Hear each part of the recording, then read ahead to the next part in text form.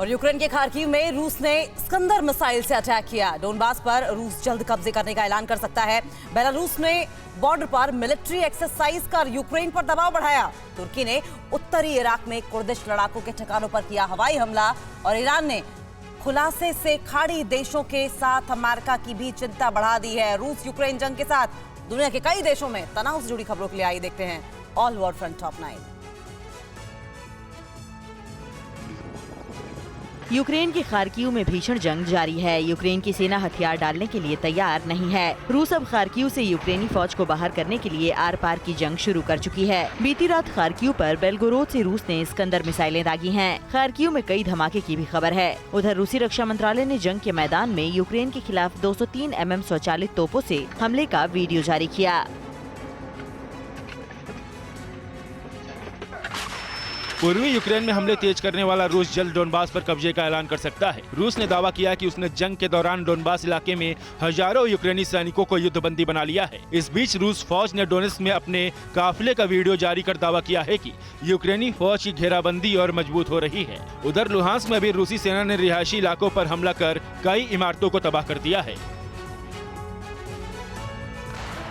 Ukraine जंग में रूस का साथ दे रहे बेलारूस ने भी यूक्रेन पर दबाव बढ़ाना शुरू कर दिया है। बेलारूस ने यूक्रेन बॉर्डर के करीब एक बार फिर मिलिट्री एक्सरसाइज शुरू कर दी है। यूक्रेन की बॉर्डर से 20 किलोमीटर की दूरी पर बेलारूस की सेना मिलिट्री ट्रेनिंग कर रही है। यूक्रेन ने दावा किया है कि बेलारूस ने यूक्रेन की सीमा से लगे कई जिलों में नागरिकों के प्रवेश पर भी रोक लगा दी है।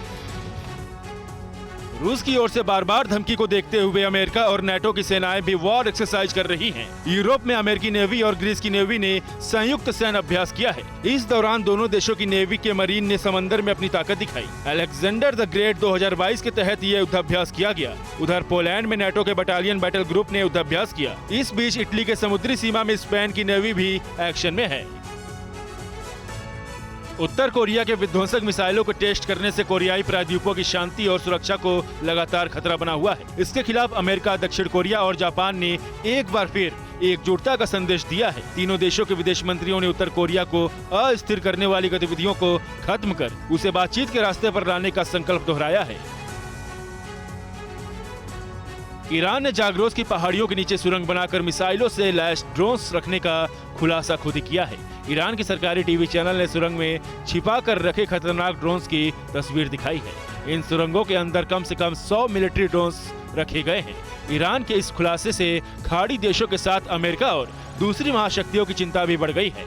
इस सुरंग में KM-5 मिसाइलें भी हैं, जो अमेरिकी हेलफायर मिसाइल की तरह ही खतरनाक हैं। तुर्की की सेना ने उत्तरी इराक में सक्रिय कुर्दिश लड़ाकों के ठिकानों को एक बार फिर निशाना बनाया है। तुर्की की वायुसेना ने उत्तर इराक के क्लॉ लॉक ऑपरेशन क्षेत्र में हवाई हमले के जरिए 18 कुर्दिश लड़ाकों को मार गिराने का दावा किया है। तुर्की कुर्दिश लड़ाकों के संगठन PKK को आतंकी संगठन बताया गया है। तुर्की कुर्दिश लड़ाकों को उनकी सीमा और देश के लिए बड़ा खतरा मानता है। तुर्की और उत्तरी इराक से कई बार हमले भी हो चुके हैं। इजराइल और फिलिस्तीन के बीच वेस्ट बैंक में फिर हिंसा भड़क गई है। बेथलहम में एक फिलिस्तीनी किशोर को गोली लगने से मौत की बाद भड़के लोग इजरायली सुरक्षा बलों से भिड़ गए। उधर नेवलस के पास हुई झड़प में 90 लोग घायल हो गए। फिलिस्तीन वेस्ट बैंक में यहूदी बस्तियों के विस्तार का विरोध कर रहा है।